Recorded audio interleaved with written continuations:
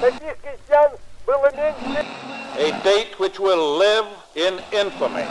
Ao bem-estar dos trabalhadores. Você está ouvindo o História FM.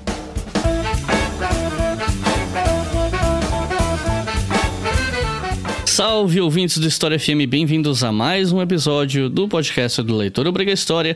Eu sou Iclis Rodrigues e hoje vamos falar sobre Olga Benário. E para falar sobre esse assunto, eu trouxe uma convidada muito especial, que eu já tinha até falado para alguns de vocês nas redes sociais, que mais cedo ou mais tarde ia estar aqui conosco, professora Anita Leocádia Prestes. Então, professora, eu te passo a palavra para que você se apresente para o pessoal que está ouvindo.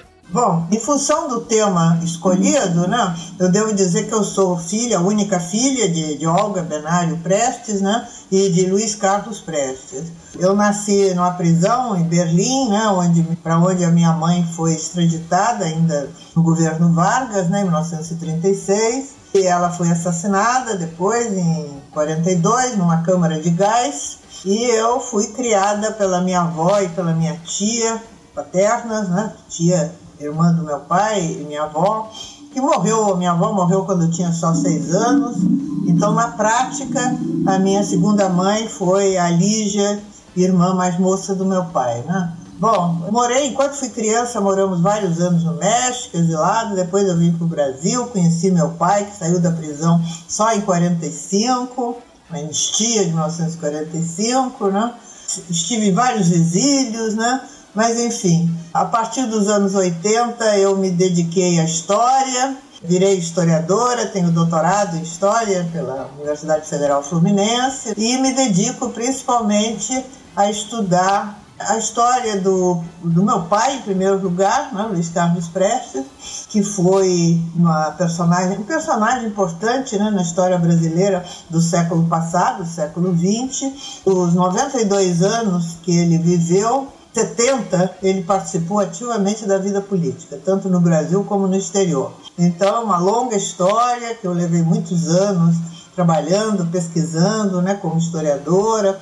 Escrevi vários livros, inclusive sobre a coluna Prestes, foi a minha tese de doutorado, né? Depois vários outros, até chegar agora, há 6 anos atrás, eu lancei uma biografia política dele, que levei assim, uns 30 anos para concluir, né? Foi um trabalho muito longo e que fui estudando vários períodos da vida dele para chegar, né, a ter essa biografia. Bom, eu desde 90, né, que eu sou professora na universidade, fui professora da Federal Fluminense, depois passei para a UFRJ, Universidade Federal do Rio de Janeiro. Já estou aposentada, mas continuo trabalhando na pós-graduação de História da Universidade Federal do Rio de Janeiro. Então, continuo fazendo pesquisa, tenho alguns alunos, enfim, esse tipo de trabalho. Então, é isso, basicamente. Então é isso. Vamos conversar um pouco mais sobre a história de Olga Benário depois dos comerciais.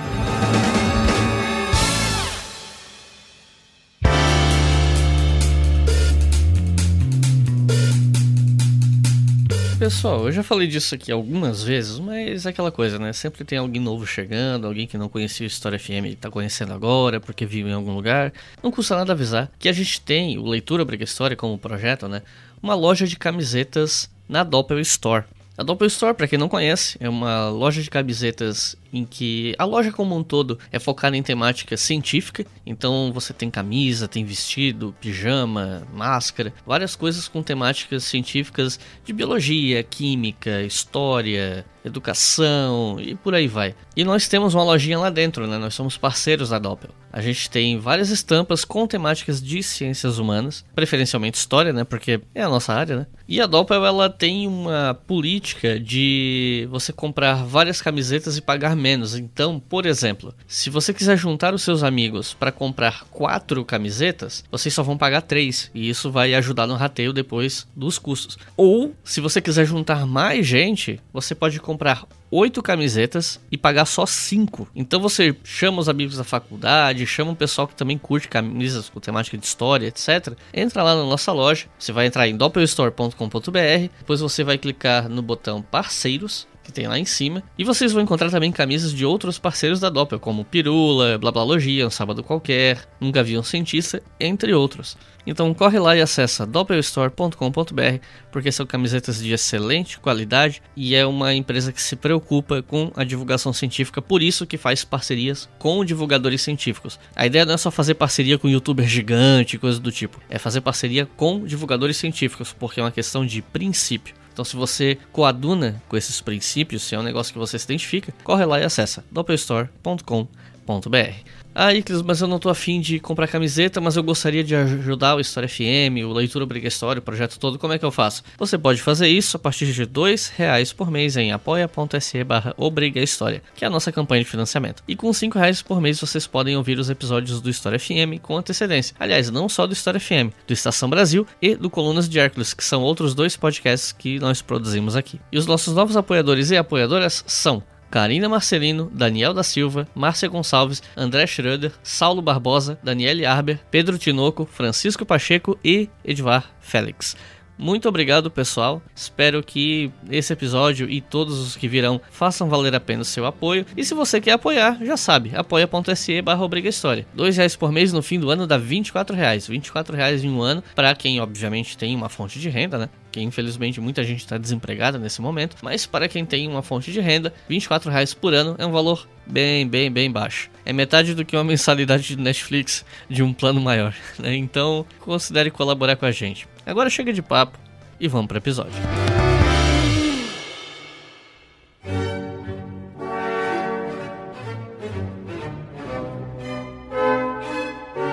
Eu acho que a gente pode começar essa conversa de uma maneira mais tradicional, por assim dizer. E aí eu queria te perguntar sobre os primeiros anos de Olga, né? Infância, adolescência. O que é que a gente sabe sobre esses primeiros anos de Olga? Isso antes do envolvimento da Olga com o movimento comunista alemão, né? Bom, ela nasceu em Munique, né, uma cidade no sul da Alemanha, na Baviera, numa família abastada. A mãe dela, inclusive, isso eu já descobri mais recentemente, era filha de banqueiro. Então tinham dinheiro, bastante dinheiro. A mãe dela era uma senhora assim da sociedade, né, bastante conservadora e tudo. O pai era um advogado trabalhista, tinha um escritório em Munique, né, eu até o prédio onde tinha o escritório dele, e era uma pessoa bastante progressista, por todas as informações que se tem, inclusive era membro do Partido Social Democrata alemão. Era um homem progressista e, segundo depoimentos de algumas pessoas que o conheceram na época, Léo Benário, né, o nome dele, como era advogado trabalhista, tinha muito contato com os trabalhadores, né? E nesse período em que a Olga era assim, adolescente, né, início dos anos 20, 1908, início dos anos 20, a Alemanha era uma época de grandes lutas, né, de lutas operárias.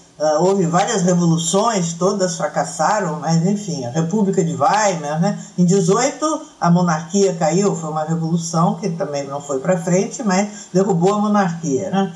E depois, nessa República de Weimar, havia grandes lutas, muita efervescência dos trabalhadores, e 2 partidos importantes nessa época, o Partido Social Democrata, tradicional, e o Partido Comunista, né?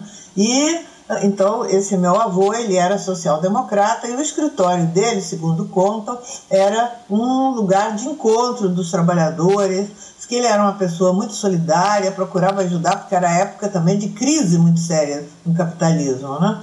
E desemprego, então os trabalhadores iam lá, ele, enfim, era advogado dessas causas trabalhistas, mas ao mesmo tempo procurava ajudar, dar ajuda financeira para alguns trabalhadores, né? E tinha também uma biblioteca boa, né, nesse escritório dele, tanto que ele era escritor também, ele chegou a escrever romances, escrevia livros de jurisprudência, mas também literatura. E a Olga, a minha mãe, ela desde bem pequena frequentava o escritório do pai, então tinha contato com esses trabalhadores, tomava conhecimento, ela era uma garota interessada, segundo conta, né? Então se interessava por esses trabalhadores e também lia muito a literatura clássica alemã, etc., que tinha no escritório do pai. Além disso, frequentava um bom colégio, né? Mas parece que ela não era assim muito ligada, né, em se dedicar só a estudar, né? Ela era uma jovem muito ativa e então queria participar e participava. Só que ela vai se ligar à juventude comunista, porque tinha, além do partido, tinha a juventude, né? E os socialistas também.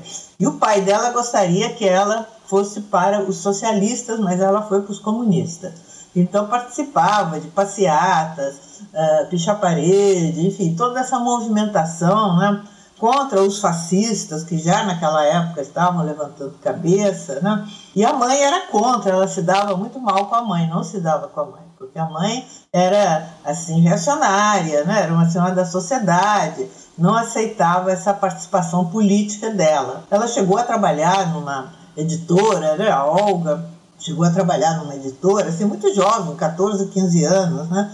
E conheceu um dirigente da juventude comunista, né? Um pouco mais velho que ela já, o Otto Braun, que se apaixonaram, né? Ficaram namorados. E aí eles foram, ela tinha 15 anos quando ela saiu de casa, brigada com a mãe, e mesmo com o pai não queria que ela fosse, mas ela, mesmo com o pai, ela discordava do pai, né? E então, junto com o Otto, ela foi para Berlim, se instalaram no bairro operário de Berlim, esse bairro de Neukölln, era um bairro operário, e participavam da juventude comunista e das lutas ali daqueles operários, eram muito atuantes, e ela tinha liderança, rapidamente destacou-se como uma liderança na juventude e foi aceita no Partido Comunista. Então estudava também marxismo, né? Chegou a trabalhar numa representação comercial da União Soviética que tinha em Berlim, né? Nesse período tinha relações com a União Soviética ainda, né? Foi o período antes do Hitler, quer dizer, ela tinha 15 anos em 23, né? Então naqueles anos, a partir de 23, ela vai para Berlim, aí aqueles anos 24, 25, tem grandes lutas, e eles estão sempre participando, né? E ela tinha, assim, liderança, né? Quando foi em 1928, muita gente vai presa, e eles também. Ela e o Otto são presos, ela fica pouco tempo presa, mas o Otto é condenado por traição à pátria, né? Enfim, e está preso numa prisão que existe até hoje em Berlim, considerada uma verdadeira fortaleza, a prisão de Moabit, né? E a Olga, junto com outros jovens comunistas, organiza a fuga do Otto Braun. Cena que aparece, inclusive, no filme Olga, né? Você deve ter visto. Enfim, é uma fuga espetacular, num dia de julgamento, lá no tribunal, né? Então ela consegue, junto com os outros jovens, não foi sozinha, evidentemente, organizar essa fuga que teve sucesso. Foi um escândalo na imprensa, né? A cabeça dos dois foi posta a prêmio, se eu não me engano, era 5.000 marcos para cada um que fosse entregue, né? A polícia. E a situação deles ficou insustentável, eles tiveram que sair da Alemanha e foram para a União Soviética. A União Soviética, República Socialista, né? Foram recebidos, ela principalmente, pelo gesto de coragem grande, né, de organizar aquela fuga espetacular. Ela foi recebida lá com grandes louvores, né, com grande simpatia, e logo também, ela muito ativa, muito atuante, logo ascendeu na Juventude Comunista Internacional, que além dos partidos comunistas e das juventudes comunistas em diferentes países, existiam as internacionais que associavam essas organizações. Então tinha a Internacional Comunista dos partidos e tinha a Internacional da Juventude. Então a Olga se torna dirigente da Internacional da Juventude, em tarefas, ela viaja dessa entidade, ela viaja principalmente a França, Inglaterra, inclusive nesses anos, início dos anos 30, né? 29, 30, 31, por aí. E viaja a França, a Inglaterra, é presa nesses países, mas sempre fica pouco tempo presa e consegue sair. E na União Soviética ela vai não só estudar marxismo, né? Aprofundar em cursos políticos, como vai também... Ela tinha um preparo de desportista, né? Já desde bem jovenzinha. E lá em Moscou, então, ela vai aperfeiçoar isso, porque naquela época a mentalidade dos comunistas, né, a visão que se tinha, é que a revolução vai ser com luta armada. Então tinha que se preparar para isso. E ela estava muito disposta nesse sentido. Ela ingressa na Academia Militar de Aviação para aprender pilotagem, paraquedismo, andava a cavalo, sabia atirar. Quer dizer, então ela era uma jovem assim, muito com grandes habilidades também, assim, militares. E tratava de se preparar para isso, né? Em 1931 ela se separa do Otto, porque o Otto parece que era namorador, enfim, não sei bem, mas parece que foi isso. Eu sei que se separam do Otto. Mas ele continua sendo comunista, atuante e tudo, inclusive tem um período que ele vai para a China atuar lá junto aos chineses, né?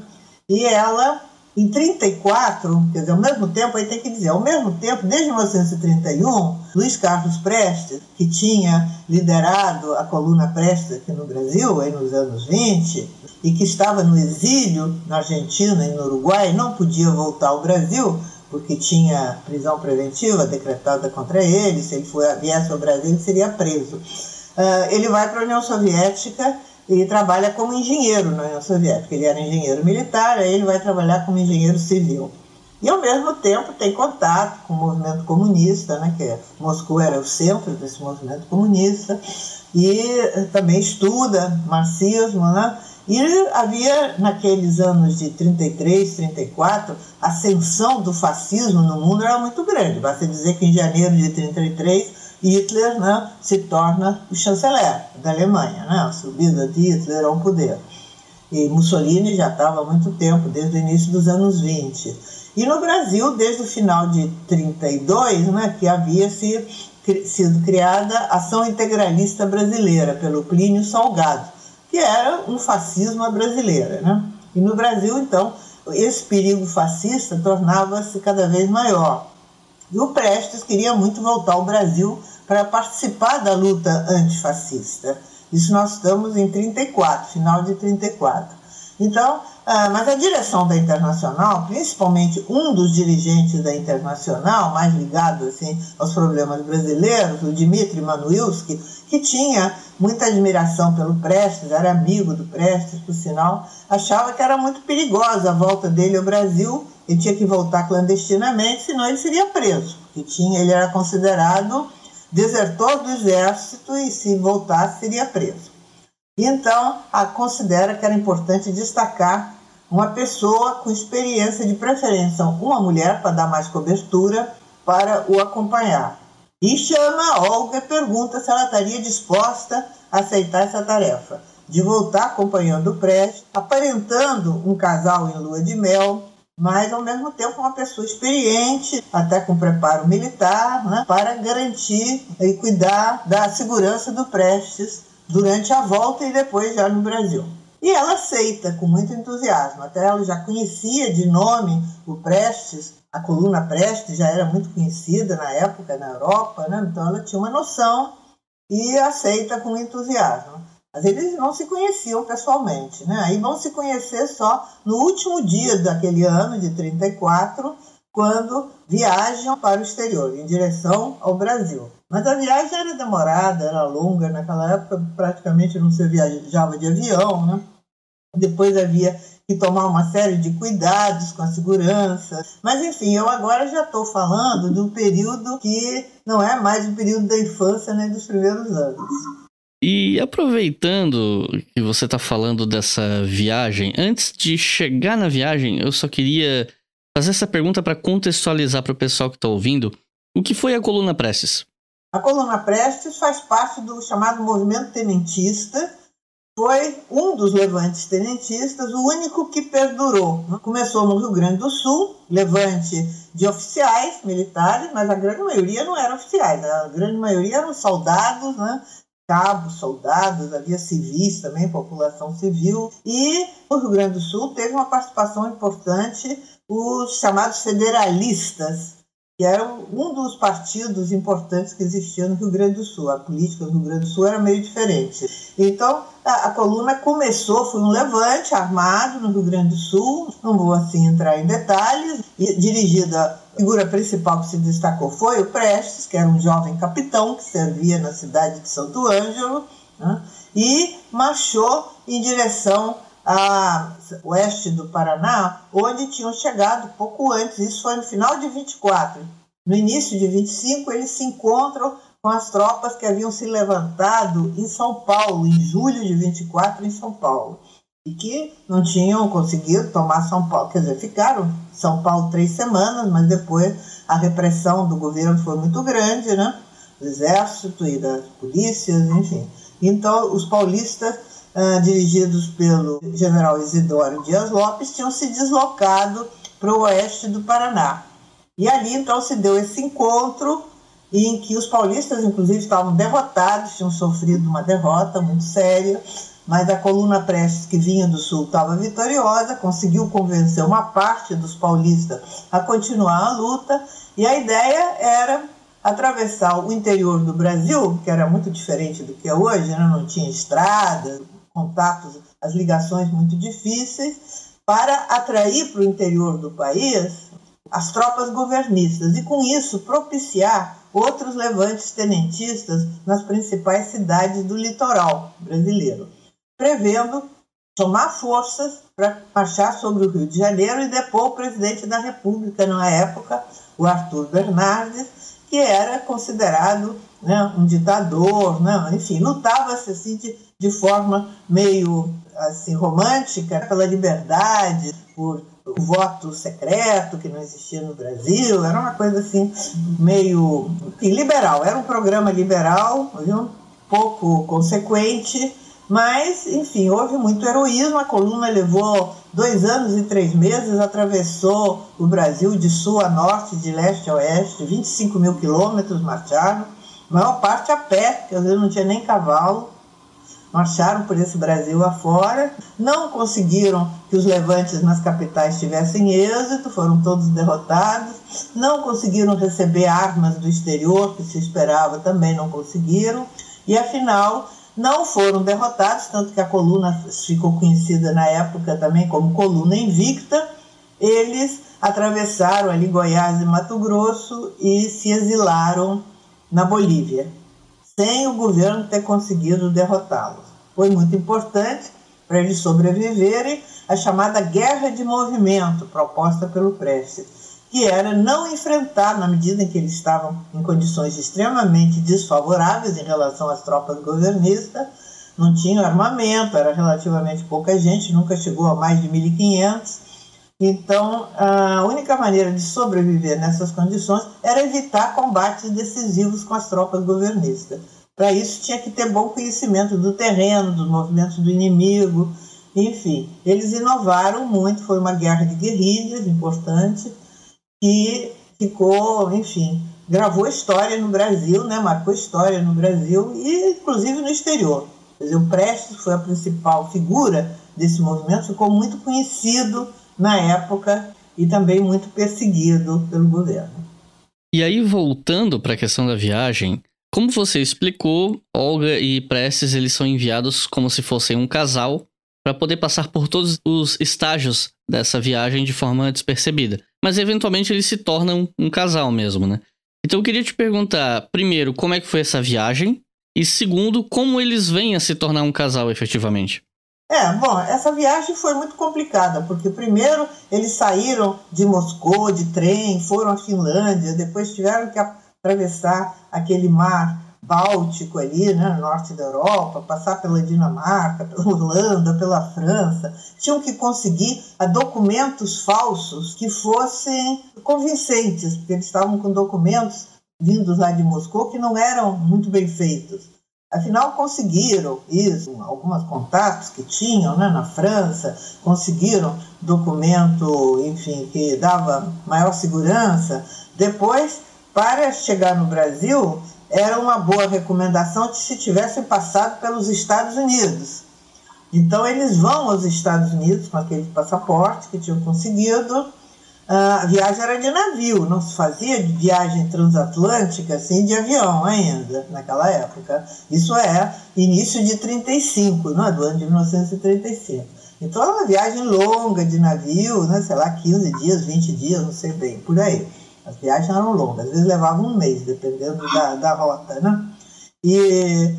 E nesse caminho, segundo meu pai contava, né, eles conversaram muito e se entenderam. E ele dizia que chegaram à conclusão que havia assim, uma compreensão mútua muito grande e por isso viraram um casal de verdade. Aí eles passam lá por Nova York, foi a única vez que meu pai esteve nos Estados Unidos, foi nessa ocasião, com passaporte falso, e de lá eles vêm para o Brasil, mas vêm pela costa do Pacífico. Aí vieram de avião, mas imagina, era assim, os aviões não viajavam à noite, só de dia. Então parava toda noite e vinha passando por todas as capitais do Pacífico, né, da costa do Pacífico, até chegar à Argentina, vários dias de viagem. E aí na Argentina eles pegaram, nem tinha avião de carreira para o Brasil.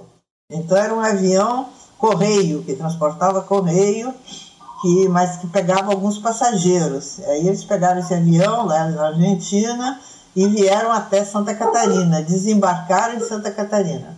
De Santa Catarina pegaram um carro e foram para São Paulo, e depois de São Paulo vieram para o Rio, aí se estabeleceram no Rio, conseguiram estabelecer contato com a direção do partido, né, comunista, que já tinham tido contato lá em Moscou, mas aí tiveram contato aqui no Rio de Janeiro, e a partir daí começou a atividade do Prestes, porque a Olga, frequentemente até isso é narrado de uma forma que não corresponde à realidade, como se ela tivesse participado da atividade revolucionária e da preparação dos acontecimentos em 1935.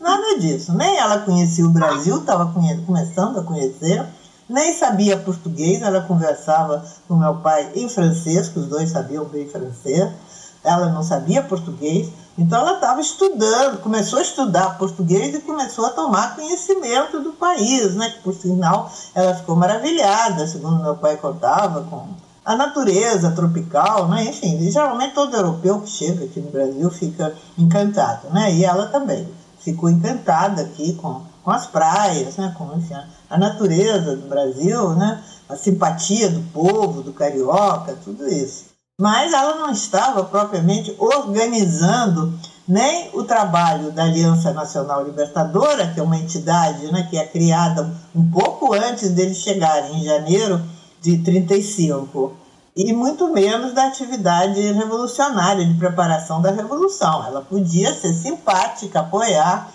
conversar com Prestes a respeito, mas não que ela estivesse influindo nas decisões e nos acontecimentos. Isso não corresponde à verdade. Tanto que quando houve o processo, que eles foram presos, né, já em 1936, e foi o Tribunal de Segurança Nacional, foi criado, né, e processos foram estabelecidos, não conseguiram achar nada contra ela. Não havia nenhuma acusação, porque ela não tinha participado de nada. A acusação que existia contra ela é que ela era a mulher do Prestes, só isso. Não tinha outra acusação, né? Então isso é importante esclarecer, porque frequentemente eu vejo aí em diferentes escritos, entrevistas, artigos de jornal, que parece assim que ela aqui estava comandando a Revolução. Nada disso. Nem eles vieram também para fazer revolução comunista nem socialista no Brasil. Era a luta contra o fascismo, contra o imperialismo, pela reforma agrária. Era isso que se levantava.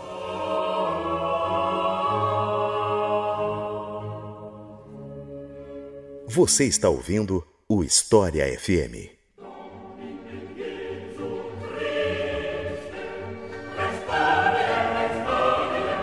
E aproveitando que você falou disso, ficou conhecido nessa época o evento que levou o nome pejorativo de Intentona Comunista. E aí eu te pediria para você explicar um pouco melhor esse evento e qual a relação do Prestes com ele e da Olga, por consequência, como companheira dele. Você meio que já explicou isso agora, né? Mas talvez podendo dar um pouco mais de detalhes sobre o assunto, o que a gente pode falar sobre isso? Bom, em primeiro lugar, eu me recuso a utilizar essa terminologia, que foi a direita que inventou um ano depois dos acontecimentos e com conteúdo pejorativo. Também acho errado chamar de Revolução Comunista, porque não se tratava de implantar o comunismo no Brasil. Se tratava de implantar, como eu já falei, de lutar por um governo democrático, antifascista, que tomasse medidas contra a dominação estrangeira e tomasse medidas de reforma agrária. O programa era esse. Mas a gente tem que retroceder um pouco. No início, desde o ano de 33, 34, vinha crescendo, no mundo e no Brasil também, a luta contra o perigo fascista. Até porque os integralistas aqui do Plínio Salgado, né, essa ação integralista brasileira, faziam muito provocação, atacavam as manifestações populares, as greves dos operários, perturbavam com a conivência da polícia e do governo. Enquanto o governo perseguia os comunistas, os antifascistas, isso tinha todo o beneplácito em relação aos integralistas. Então, esse movimento vinha crescendo e, em janeiro de 1935, foi lançada a ideia da Aliança Nacional Libertadora, uma frente ampla contra o fascismo, cujo lema era Pão, Terra e Liberdade, um lema bem amplo. E foi primeiro lançada a ideia, até por um deputado, né, na Câmara, e depois, em março, no dia 30 de março, realiza-se uma grande reunião, que é o lançamento oficial da Aliança Nacional Libertadora, ocasião em que o Prestes, embora ausente, não estava nem no Brasil ainda, foi aclamado presidente de honra da Aliança Nacional Libertadora, porque o prestígio dele era muito conhecido.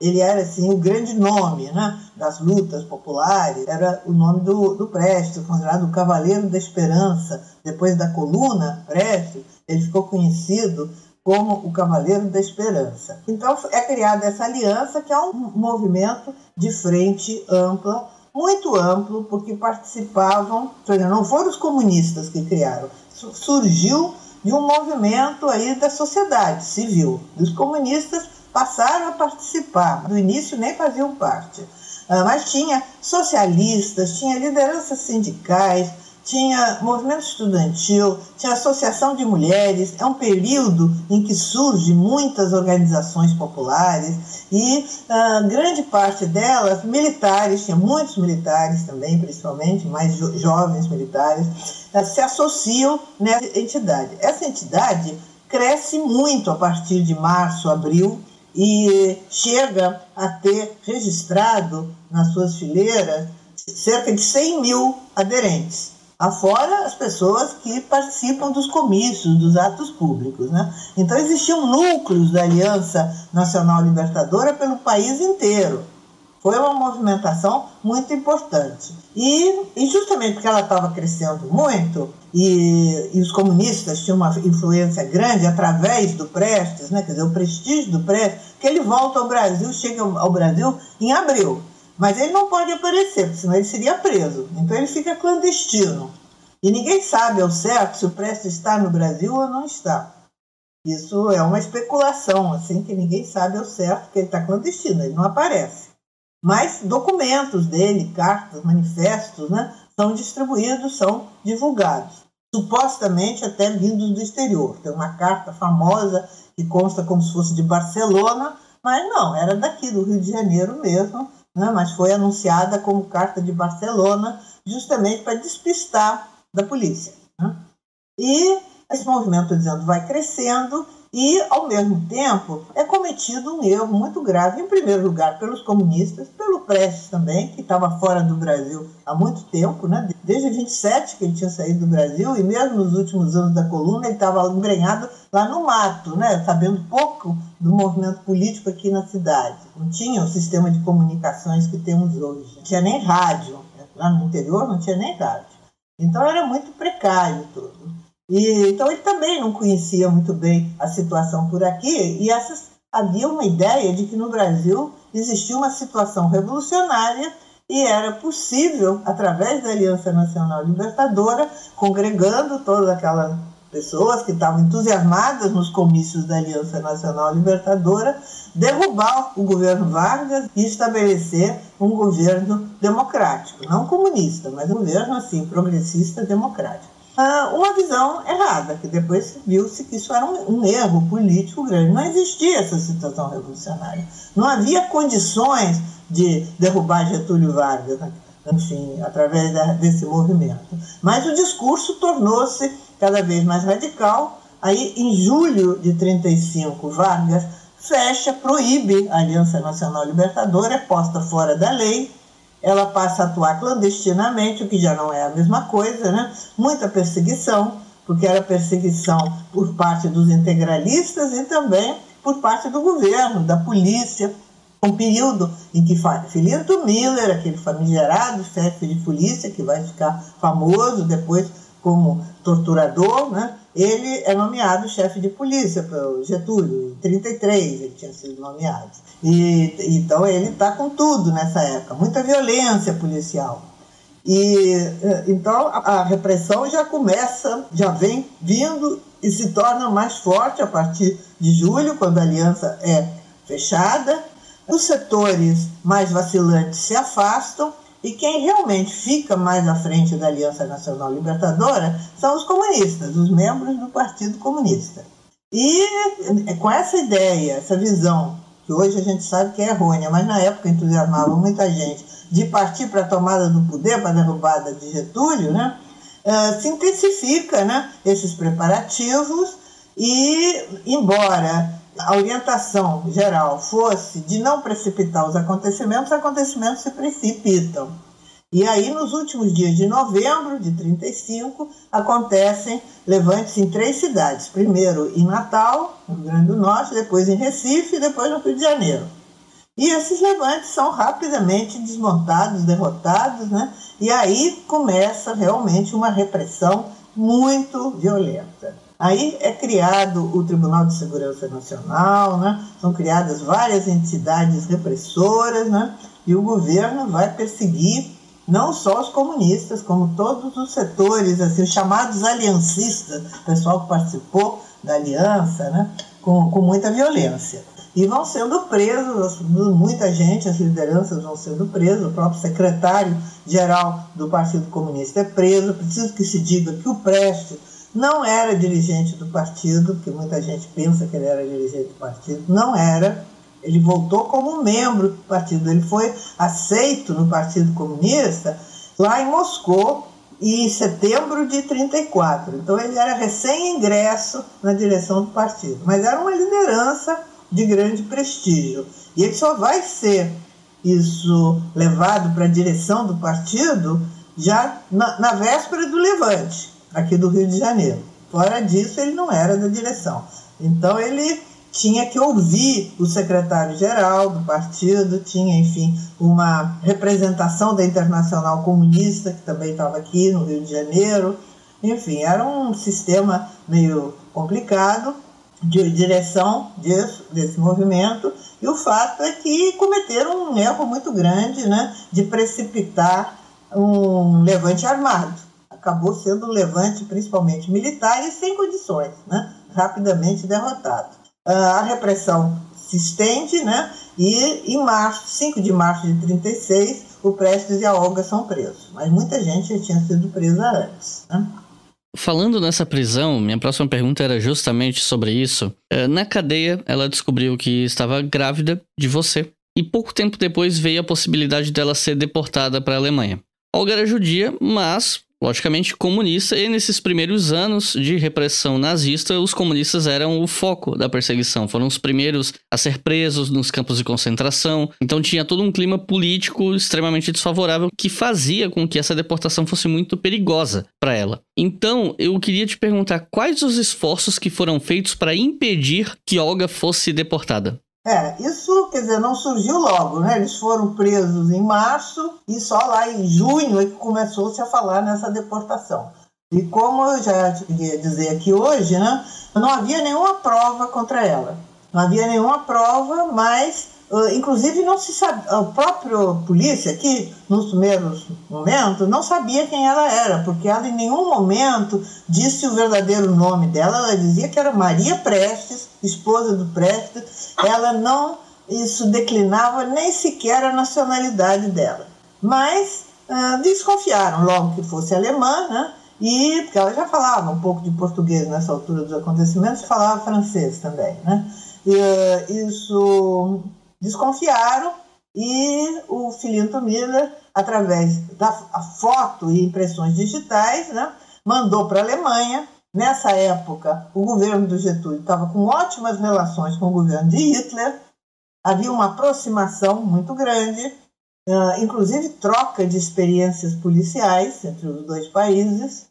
Então, essas informações sobre a Olga são enviadas à Gestapo rapidamente. A Gestapo era muito organizada, a Gestapo era a polícia alemã, né, da época do nazismo. Imediatamente a identifica, até porque ela tinha cabeça prêmio na Alemanha, né, devido àqueles acontecimentos ainda de 1928, que eu já relatei. Então a Gestapo está interessada, né, em recebê-la, a ela e uma outra companheira alemã que estava aqui no Brasil também, a Elise Evers. Então aí começa-se a falar na extradição dela para a Alemanha. Tem advogado que a defende, e esse advogado, inclusive, recorre ao Supremo Tribunal Federal, ao STF, esse que agora anda tanto em destaque, a gente vê na televisão o tempo todo. E o STF se recusa a apreciar o caso. O processo aí existe, eu até tenho uma cópia desse processo. Se recusa, inclusive alegando que, como tinha sido decretado estado de guerra no Brasil, não havia o direito de habeas corpus, então não podia pedir habeas corpus. E eles se recusam a analisar o caso, lavam as mãos, e com isso Vargas assina a extradição dela. Quer dizer, o grande responsável pela extradição é Vargas. Não é nem o STF, que evidentemente foi conivente, nem o Felipe Miller, que era um empregado, um subordinado, né? Enfim, então eles tratam, já em agosto, setembro, né, já está sendo colocada essa questão da extradição. Quando os presos, quer dizer, tinha muita gente presa, né, aqui no Rio de Janeiro, na casa de detenção, e na casa, eram duas prisões ali, geminadas, próximas uma da outra, né, casa de correção e casa de detenção. Quando os presos ficam sabendo, e tinham várias mulheres presas também, que tinham participado da Aliança Nacional Libertadora, quando ficam sabendo dessa ideia de extraditar as duas companheiras, há uma verdadeira rebelião na prisão. Quem conta bem isso é o Graciliano Ramos, nas Memórias do Castro, o livro dele, que depois foi filmado, né, pelo Nelson Pereira dos Santos, é um filme também. Então há uma verdadeira rebelião, né, e eles se recusam a deixar a Olga sair para ser extraditada, a polícia recua e diz que vai fazer um acordo com os prisioneiros. Ela vai ser levada, isso já em setembro, ela está no 7º mês de gravidez, setembro de 1936. E ela está no 7º mês de gravidez, então a polícia alega que ela vai ser levada para uma clínica para, enfim, ser cuidada, né, e poder ter o filho com tranquilidade. E acerta com os prisioneiros que exigem isso, que vão junto com ela uma advogada, aí é uma mulher que resolve, a Maria Werneck, que está presa lá também, e um médico, que é o Dr. Campos da Paz, que é médico e também está preso, esse pessoal todo estava preso. Então, acerta isso, que eles vão junto, né, para serem testemunhas e tal, e que ela não vai ser deportada. Mas, realmente, mal o tintureiro, né, saiu de lá, o carro de polícia, né, obrigaram o médico a descer, a não seguir o caminho. E aí não tinha vários policiais, o que a pessoa vai fazer? Obrigaram a descer. E quando chegou até, segundo a Maria Werneck contava, o carro parou na frente de um hospital que é importante aqui no Rio, já existia na época o Gafreguini, que inclusive era maternidade também. A Maria Werneck até ficou esperançosa, que realmente ela ia ser hospitalizada. Só que aí obrigaram a Maria Werneck também a descer, abaixo de pancada, né?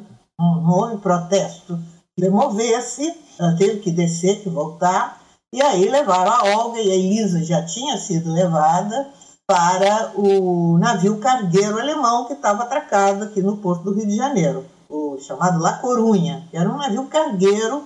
O próprio comandante do navio não queria receber uma mulher grávida de 7 meses, né, para fazer uma viagem, que é uma viagem de mais ou menos um mês, do Rio de Janeiro para Hamburgo, porto no norte da Alemanha, né? Com ordem de não parar nenhum porto pelo caminho. E já tinham experiência, e já tinham sido extraditados outros judeus, inclusive, comunistas, tinham sido extraditados para a Europa. Houve vários casos desse tipo.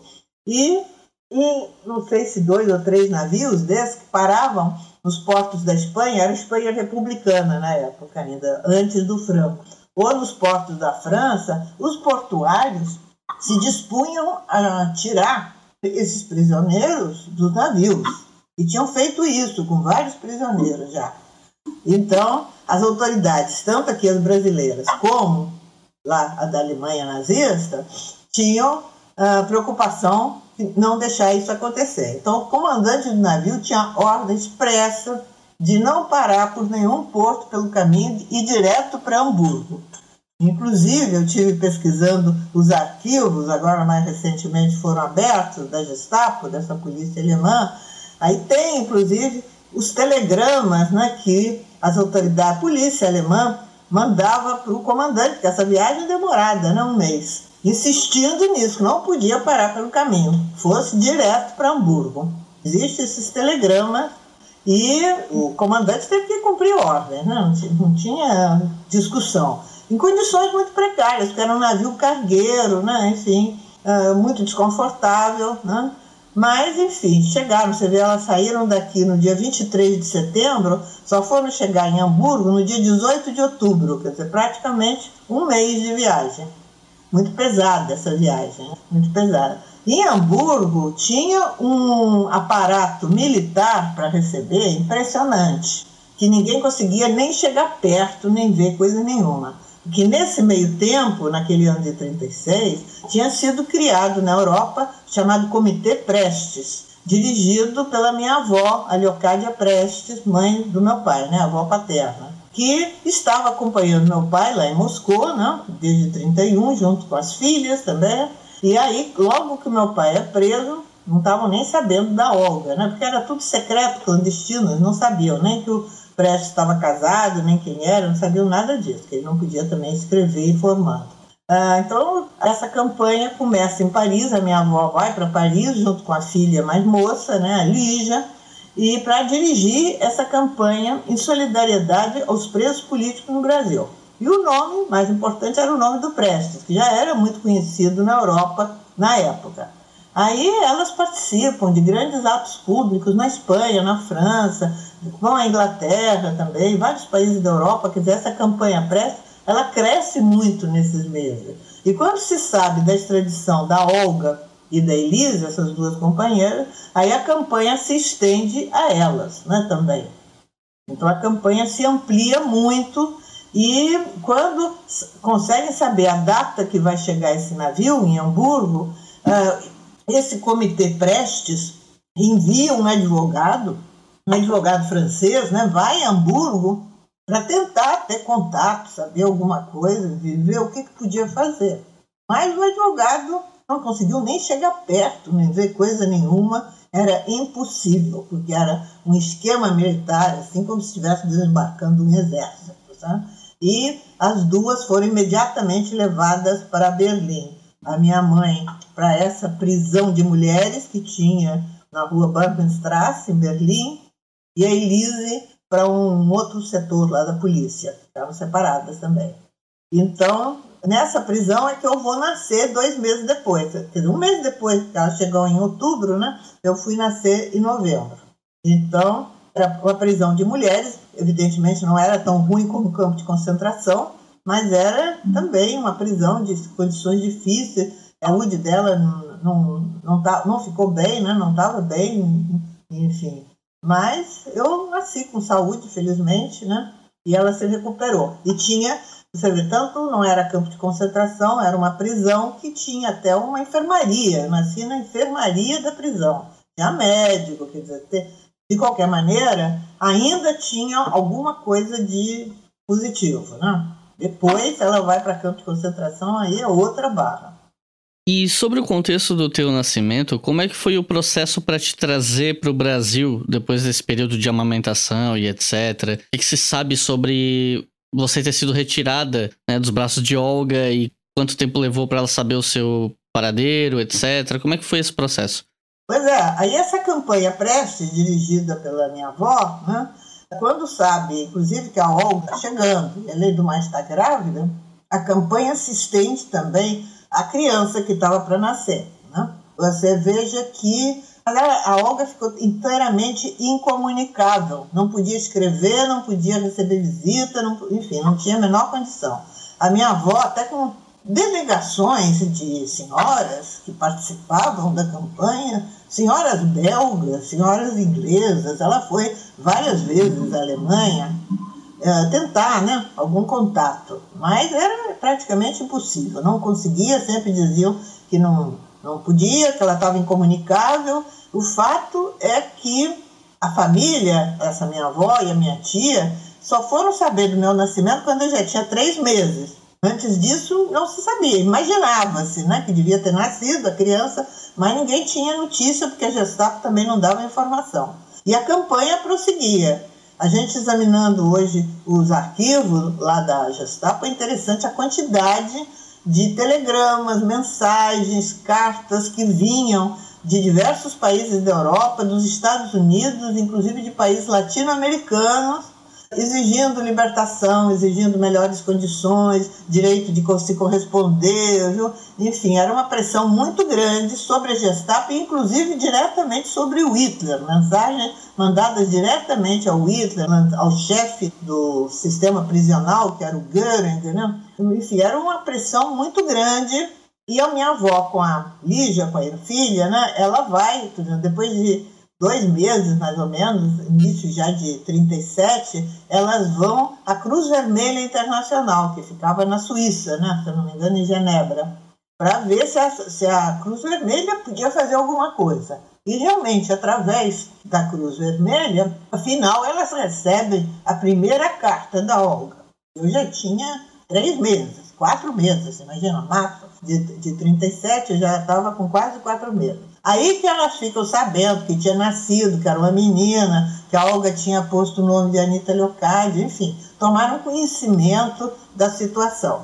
E conseguiram também, porque o meu pai também estava esse tempo todo preso aqui no Brasil, incomunicável. 1 ano incomunicável também aqui. Não recebia carta, não podia escrever, não tinha, enfim, não tinha contato nem com o advogado. Afinal, depois de 1 ano, com muito esforço do advogado brasileiro aqui, que foi, nesse sentido, muito insistente aí na polícia, né, o Heráclito Fontoura Sobral Pinto, ele conseguiu, né, entregar a primeira carta ao meu pai, inclusive essa carta da Olga de março de 37, que é a primeira carta dela. Ele recebe, porque teve cartas anteriores que simplesmente a polícia não mandou. Aí que ele ficou sabendo também do meu nascimento e tal. Não se tinha notícia, né? Não sabia nada, o que tinha acontecido. Se tinha morrido, se estava vivo, se era menino, se era menina, nada se sabia. Aí a campanha prossegue. Prossegue porque a minha mãe fica muito preocupada com o destino que eu vou ter quando parar a amamentação. E a Gestapo informava, como tinha feito com outras mulheres prisioneiras, lá na Alemanha, que a criança seria entregue a um orfanato nazista, onde a criança perdia o nome e virava um número. Então, imagina, uma criança, bebê, assim, de menos 1 ano, que vira número, a grande maioria morreu. Mas os que se salvassem, como é que os pais iam localizar depois? Né? Praticamente impossível, se a criança não tinha mais nome. E, enfim, a Olga tinha pavor que isso pudesse acontecer, né? E a campanha aí comoveu muito a opinião pública, porque tratava-se de salvar uma criança, um bebê.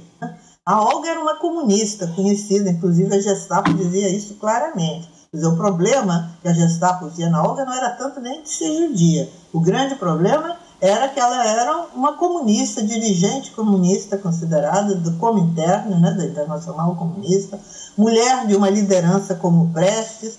Então eles eram muito rigorosos, muito malvados mesmo em relação a ela.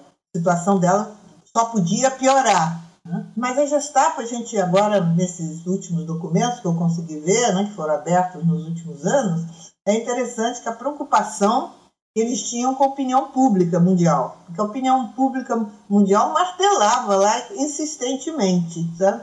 E na medida em que tinha a minha avó exigindo que eu fosse entregue a ela, isso era um fator, compreende, de muita pressão. Teve um grande advogado francês, né, que também, a serviço da campanha Prestes, do Comitê Prestes, foi à Alemanha várias vezes negociar, né, parlamentar, mas não conseguia nem encontrar com a Olga. Encontrar com a Olga ninguém podia, não deixava, era realmente isolada, né? Mas passou a poder se corresponder. Muita dificuldade, porque tinha que escrever em alemão, não podia nem receber, nem enviar cartas noutra língua que não fosse alemão. Ora, a família não sabia alemão, então era necessário traduzir as cartas. Aí vocês vejam já a força da solidariedade, quer dizer, primeiro em Paris, depois quando a minha avó foi já comigo e tudo, fomos para o México, no México, havia um grupo de amigos, companheiros, né, que isso voluntariamente traduziam essas cartas. Traduziam para o francês ou para o espanhol para mandar para o meu pai, e depois as cartas que ele enviava eram traduzidas para o alemão para enviar para ela. Então era uma trabalheira, né? Uma complicação. Mas sempre teve gente que ajudou. E a pressão dessa opinião pública era muito importante. A ponto que a Olga estava com um problema muito sério, que era não ter leite, secar o leite, porque a alimentação na prisão era muito precária.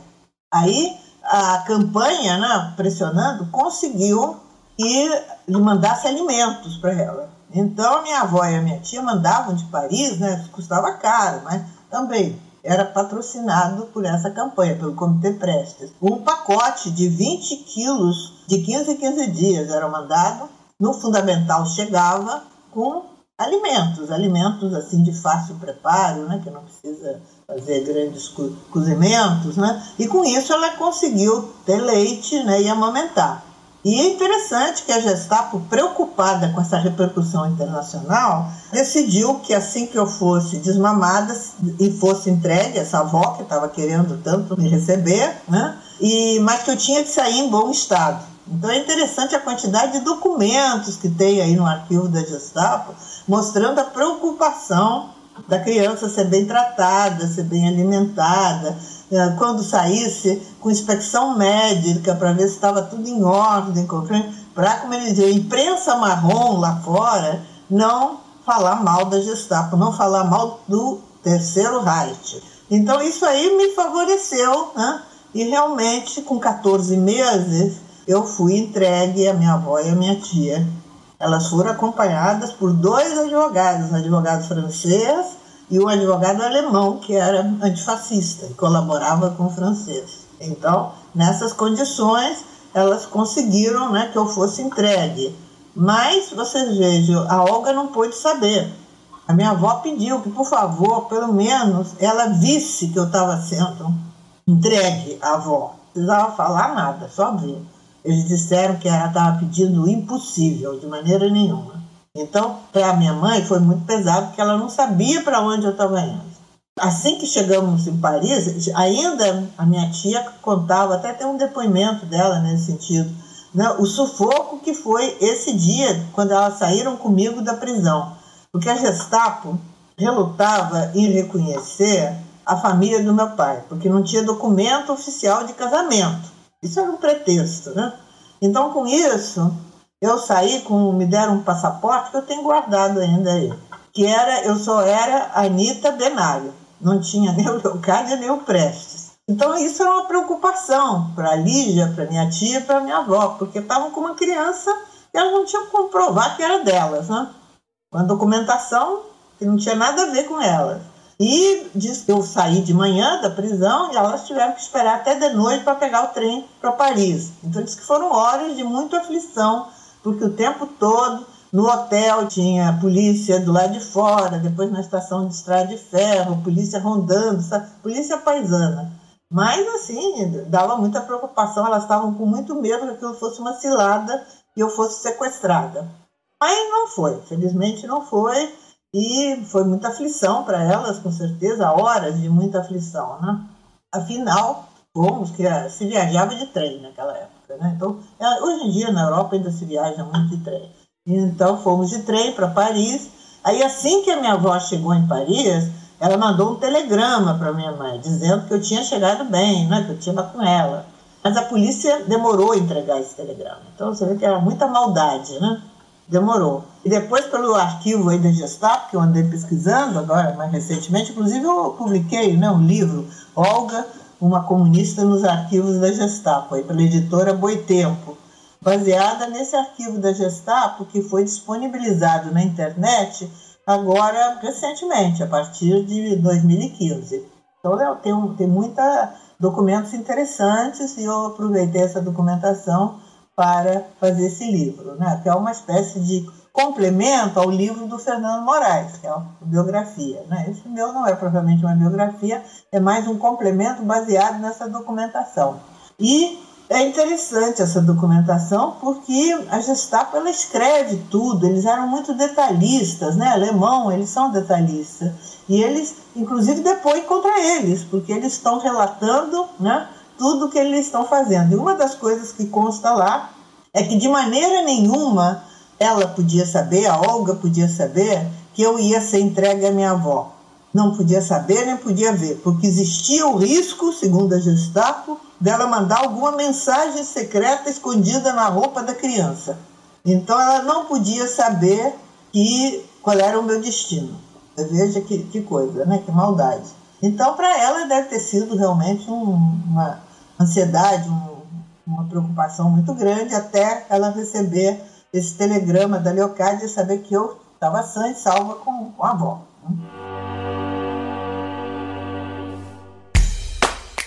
O Leitura Obrigatória é um selo de produção de podcasts de história e humanidades. E a nossa campanha no Apoia-se financia esse e todos os outros podcasts. Então acesse apoia.se/obrigahistoria e colabore para manter esse projeto educacional gratuito no ar.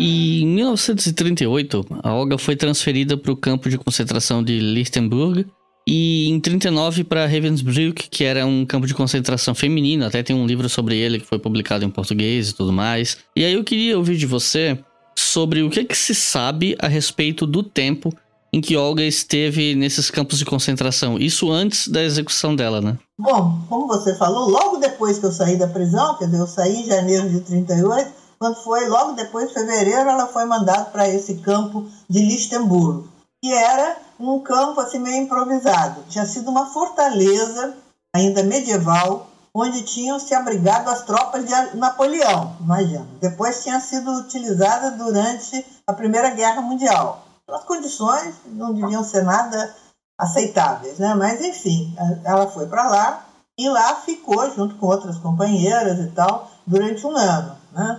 Ali ela ainda conseguia fazer alguns trabalhos manuais e tal, mas sempre tinha castigos, né? As condições ficaram muito piores que na prisão de Berlim. Uma opção de coisas que ela recebia, né, de Paris, que a minha avó mandava, já não podia receber. O rigor da censura era muito grande. Você vê, os pacotes de alimentação foram proibidos, não deixavam mais chegar nada. E carta também era muito espaçada, difícil a correspondência, tudo era difícil. E quando foi 39, foi inaugurado esse campo de Ravensbrück, que fica mais ou menos a 30, 40 quilômetros a nordeste de Berlim. Eu já estive lá várias vezes, porque virou museu, né? Então eu estive lá várias vezes. E nesse campo de concentração era bem maior, barracas, aí as prisioneiras só de mulheres. As prisioneiras moravam em barracas, então aquilo devia fazer um frio horroroso, né? Frio de inverno na Alemanha não é brincadeira. E alimentação muito precária, muito castigo corporal. No caso dela, especialmente, porque isso no arquivo da Gestapo também fica muito claro. A Gestapo exigia que ela delatasse os companheiros. Delatasse os membros da Internacional Comunista com quem ela tinha lidado, delatasse os companheiros brasileiros, né? E ela sempre se recusou a isso. Passou por vários interrogatórios, né? Inclusive ela estava no campo de concentração lá em Ravensbrück e de vez em quando era levada para a Polícia Central em Berlim e ficava trancada lá numa cela na polícia, às vezes 1 mês, 2 meses, 3 meses sendo interrogada, o tempo todo chamada para interrogatório. E você veja uma coisa, e aí eles diziam que ela era uma comunista que não tinha jeito, não tinha correção, E quando mandavam ela de volta para Ravensbrück, era com a orientação de ser mais castigada, de ser levada para calabouço, que tinha um calabouço no Ravensbrück, e aí ficava trancado, inclusive sem alimentação, sem iluminação e sem alimentação, condições muito terríveis, né? E você veja, diferentemente, que teve algumas companheiras dela, do campo de concentração, que conseguiram sair, ser libertadas. A condição para ser libertada é que tivesse país que aceitasse, né, asilar, o asilo em algum país. A campanha Prestes também, nesse período, a partir de final de 38, nós fomos para o México, né? Minha avó, com a minha tia e eu. Fomos para o México porque havia o perigo de guerra. Então os amigos achavam que não era conveniente permanecer na Europa. E o México era um país, um governo progressista que estava dando asilo para todo mundo, né? Estava cheio de antifascistas do mundo inteiro no México. Nós fomos para lá. Então lá, a partir do México, né, minha avó conseguiu asilo no México facilmente para ela. A Inglaterra também dava condições e a União Soviética. Ela tinha 3 países para onde ela podia ir. Chegaram vistos nas embaixadas desses países, chegou dinheiro, passagem de navio para ela viajar, mas nada disso era permitido e a Gestapo afirmava que a condição para ela poder sair é que ela falasse, que ela delatasse os companheiros, falasse o que ela sabia. Tem até uma frase dela que eu coloquei como epígrafe do meu livro, em que ela dizia: se outros se tornaram traidores, eu jamais o serei. Então ela sempre foi muito firme nesse sentido e pagou com a morte, né? Claro, pagou com a morte porque era imperdoável. No campo de concentração tinha trabalhos forçados também, de vários tipos, obras e tal, e inclusive, vocês vejam, uma fábrica como a Siemens tinha uma filial ao lado do campo de concentração de Ravensbrück, como outras fábricas também tinham, né, empresas ao lado de outros campos de concentração, porque havia diversos campos de concentração. Então, a Siemens, fábrica conhecida nossa aqui, né, que existe, inclusive existia, não sei se tem agora ainda, que vários aí andaram fechando, mas tinha filial aqui no Brasil. Então, a Siemens ficava assim colado. Esse livro que você se referiu aí, de uma jornalista inglesa, né, que está traduzido para o português, né, isso relata bastante. Ela fez uma história do campo de concentração de Ravensbrück, né, baseada em documentos e em depoimentos de muitas prisioneiras. Enfim, foi um trabalho longo que ela fez há muito tempo, quando tinha gente viva ainda, né, em condições de dar depoimento. Então ela, inclusive, mostra bastante essa questão dessa fábrica da Siemens, em que as presas do campo de Ravensbrück eram forçadas a trabalho escravo, né? Quer dizer, sem receber nada, muitas horas de trabalho exaustivo, mal alimentadas, passando fome, né? Castigos corporais, e fabricava material de guerra. Quando elas podiam, elas sabotavam. Uma das coisas interessantes é que mesmo em campo de concentração, naquelas condições terríveis, o pessoal resistia. Em primeiro lugar, os comunistas, mas não só os comunistas. Então, organizavam círculos de estudo, faziam esporte. Então, eu tive a oportunidade de conversar com algumas companheiras há anos atrás, né, que conviveram com a minha mãe nesses campos de concentração. Falavam que ela era assim, uma pessoa muito assim, ativa, muito solidária e que insistia que todo mundo fizesse ginástica, que todo mundo se mantivesse o melhor possível. Enfim, procurava organizar círculos de estudo, círculos de leitura. Eu tenho até a cópia aqui de um pequeno atlas, assim pequenininho, que foi feito por ela e que o original está lá no museu do campo de Ravensbrück, né? Mas me deram uma cópia, pessoal do museu. Então ela desenhava razoavelmente, né? Ela fez esse pequeno atlas da Europa, principalmente, né? E para elas poderem acompanhar o cenário da guerra, né? Depois que começou a guerra em 1939. Então elas faziam discussões políticas, discussões literárias, de vez em quando arrumavam algum livro, liam coletivamente, eram castigadas depois, mas resistiam. É interessante isso, como mesmo nessas condições terríveis, né, resistiam e lutavam. E foi em 1942 que Olga foi transferida para Bernburg, onde ela viria a ser executada em uma câmara de gás. E quando eu fui ler sobre esse assunto para escrever esse roteiro, eu li uma informação de que isso teria ocorrido em 23 de abril. Mas nós já chegamos a conversar em outra oportunidade e você comentou comigo que não é bem por aí, que essa data tá meio avulsa, assim. E que essa notícia da execução dela só teria chegado à família em 1945. Eu queria pedir para você comentar isso, sobre a execução de Olga e a notícia chegar até a família, etc. Essa data de 23 de abril eu não sei de onde apareceu, porque na realidade é impossível saber isso, até pelos esclarecimentos que a jornalista, agora me fugiu o nome dela, como é que era o nome dela, da jornalista essa inglesa, que andou entrevistando muita gente da época, né? Você vê, os nazistas, eles faziam coisas assim, eles queriam tanto esconder as maldades que eles faziam, eles levavam, quer dizer, esse campo de Bernburg era um hospital que eles adaptaram com as câmaras de gás. Então levavam as pessoas que iam para a morte, que tinham sido destacadas para morrer, botavam num ônibus e levavam para lá. Lá a pessoa tirava toda a roupa voltava para o campo de concentração para ser reutilizada. O que foi dessa maneira, elas combinavam o seguinte, mandar um bilhete na bainha de uma das roupas.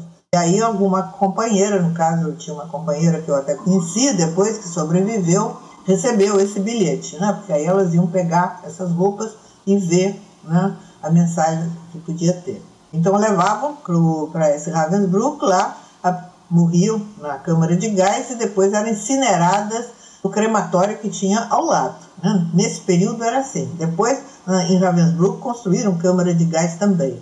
Mas nesse período, 42, ainda não tinha câmara de gás.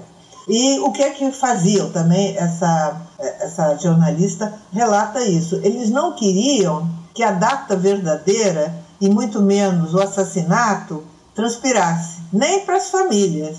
Então, tinha uma chefia, né, no campo de concentração, um escritório de chefia. E nesse escritório, inclusive, trabalhavam muitas prisioneiras como secretárias, eram obrigadas a trabalhar. E então elas recebiam a seguinte tarefa, de quando assassinavam, eram assim dezenas, centenas que iam numa leva, né, ser assassinadas.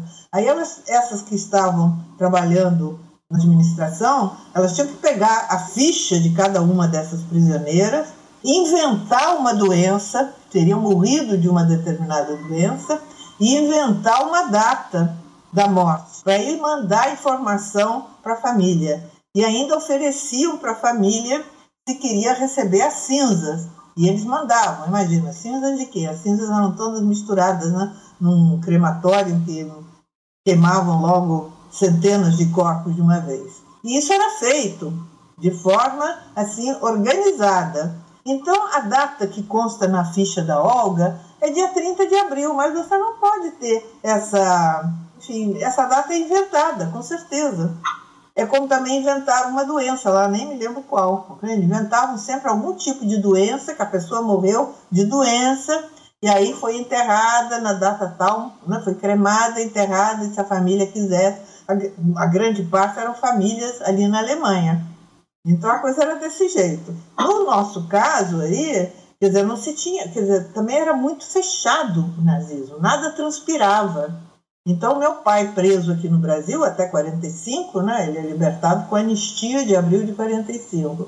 Ele estava aflitíssimo, queria notícias, mas a última carta da Olga recebida foi ainda de novembro de 41. Então vocês veem, 42, 43, 44, 45, nada se sabia a respeito dele.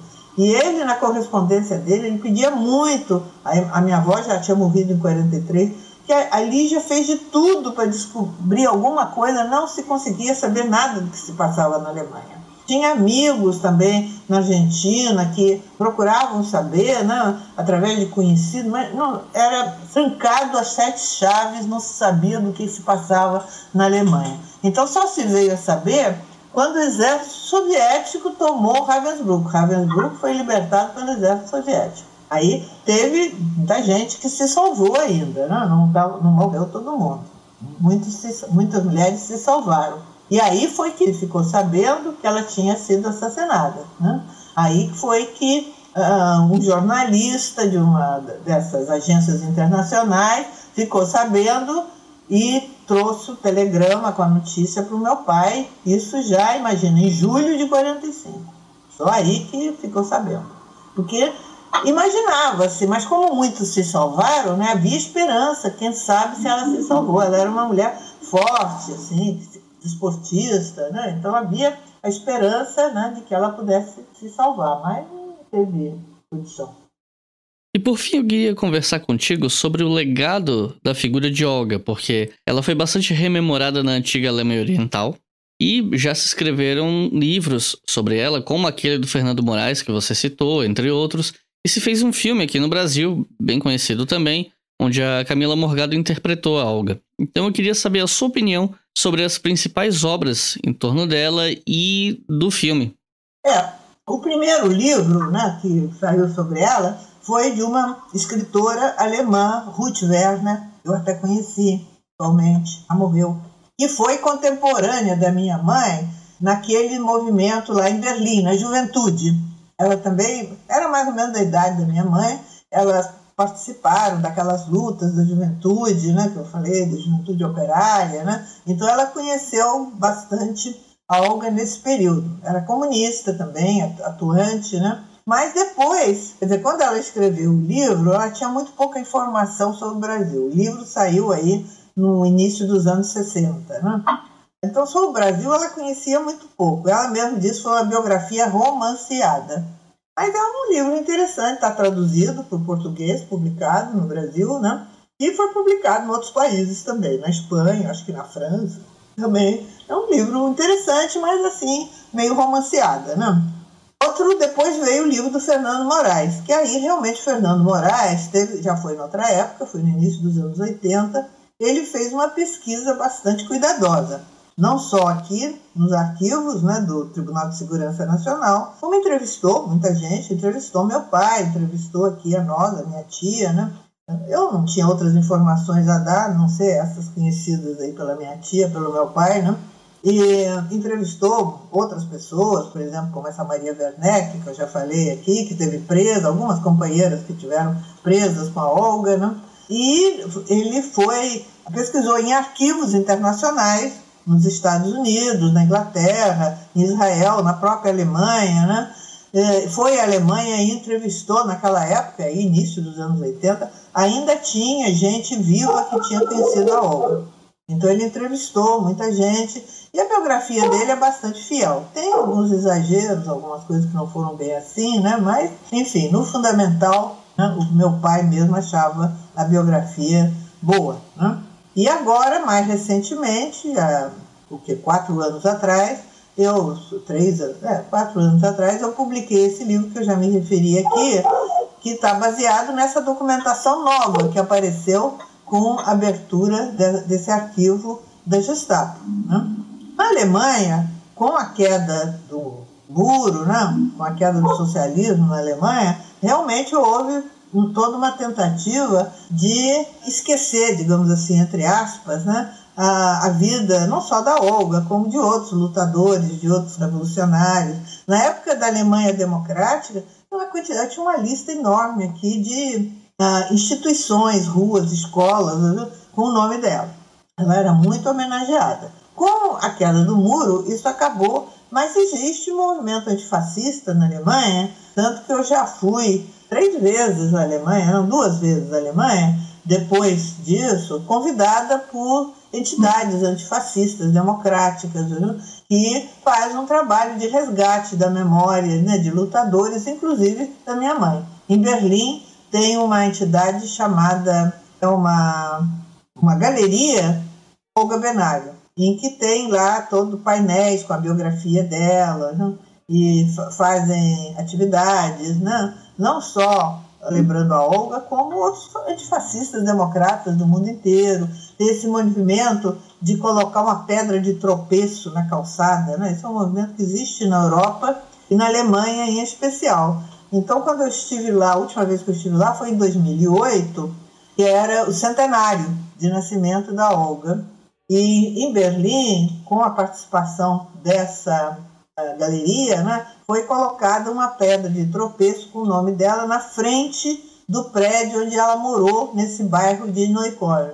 Eu estive lá no dia da inauguração. A pedra de tropeço, a ideia é a seguinte: é uma placa de metal cravada no chão, né, no paralelepípedo da rua, da calçada, de frente de um lugar histórico em relação a determinada pessoa, né?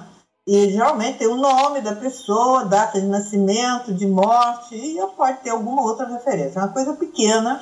E a ideia é o seguinte: que a criança vai passando pela rua pela mão da mãe e pergunta para a mãe o que é aquilo, aí a mãe dá uma explicação sobre aquela história. Quer dizer, é uma forma de manter a memória viva, né, e de explicar para novas gerações, né, a história, enfim, as lutas, né, dos democratas, dos antifascistas, dos comunistas. Então isso é um movimento que já tem há vários anos, né, e interessante, né? Inclusive em Munique iam colocar também uma pedra de tropeço de frente do prédio onde ela morou na infância e na juventude, né? Não sei se afinal colocaram ou não, mas o alemão é uma dificuldade porque eu não sei alemão, então tudo isso dificulta, né, os contatos. Então é isso, né? E o filme? O que você acha dele?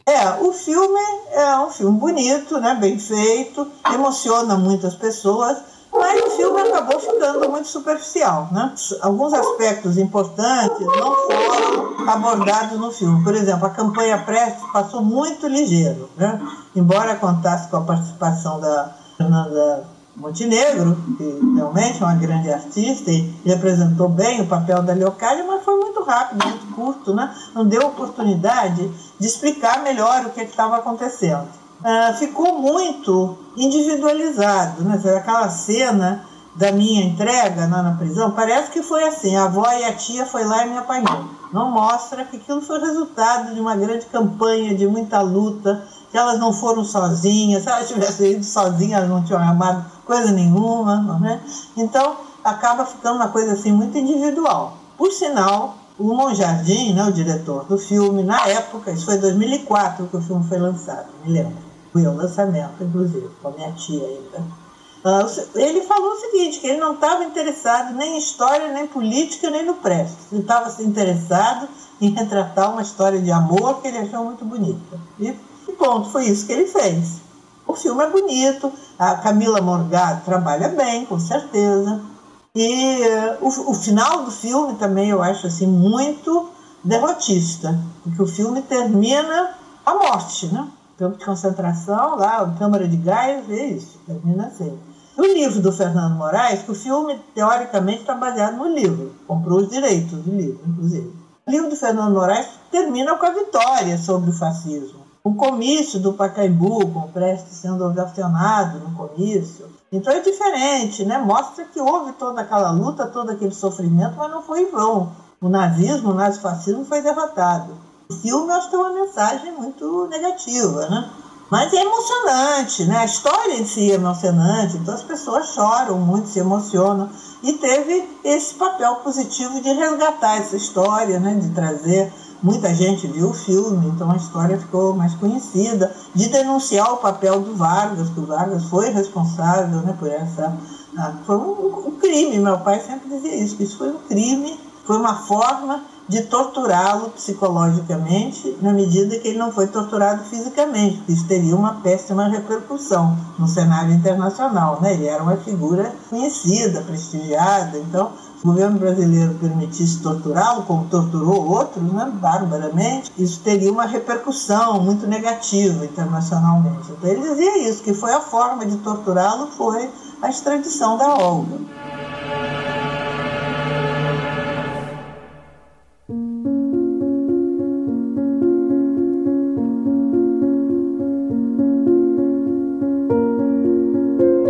Recomendações de leitura para quem quer saber mais sobre a vida da Olga, ou mesmo do Prestes, sobre toda essa história que a gente conversou aqui. Se você tivesse que recomendar 1, 2 ou até 3 livros, que livros você recomendaria?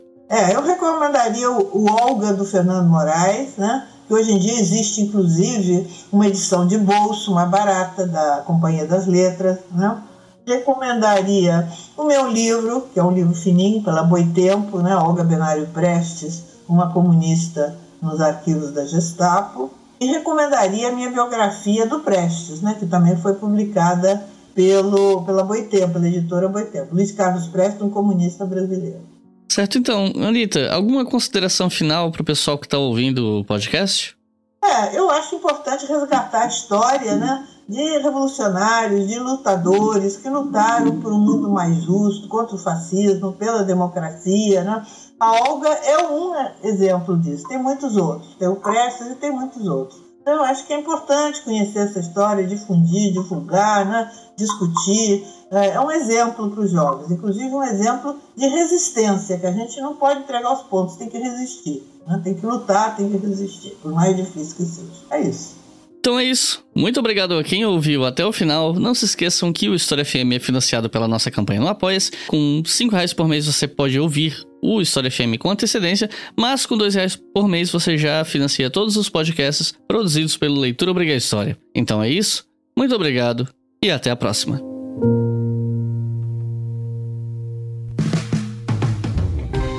Este podcast foi financiado por nossos colaboradores no Apoia-se. Acesse apoia.se/obrigahistoria e contribua para manter este projeto educacional gratuito no ar.